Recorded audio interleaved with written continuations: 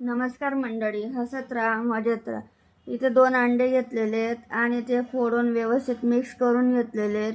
त्यानंतर मी इथे हळद, मीठ, चटणी आणि कांदे, टोमॅटो घेतलेले आहेत. 1/4 चम्मच हळद, 1/4 चम्मच चटणी, चवीनुसार मीठ घेतलेलं आहे. ते पण पूर्ण व्यवस्थित मिक्स करून घ्यायचे आहे. ते पूर्ण बबल्स येईपर्यंत मिक्स करायचे आणि मग आपण तव्याला तेल वगैरे लावून घ्यायचे आहे, म्हणजे चिटकणार नाही ते. आणि पूर्ण 2 अंड्याचं बनवलेलं आहे. ते जाडसर पाहिजे म्हणून पूर्ण जाड ठेवायचं, बारीक करायचं नाही. बारीक जर केलं तर कागदासारखं लागतं. त्यामुळे याच्यामध्ये मी कांदे, टोमॅटो वगैरे टाकून घेतलेलं आहे आणि त्याला आता परतून घेणार आहे. कमी गॅसवरच ठेवायचं आहे, गॅस फुल करायचा नाही. कमी गॅसवर पूर्ण व्यवस्थित करून घ्यायचं. तिला कलर पण छान आलेला आहे. चला मग माझ्या चॅनलला फॉलो करा, सबस्क्राईब करा, लाईक करा, शेअर करा, कमेंट करायला विसरू नका.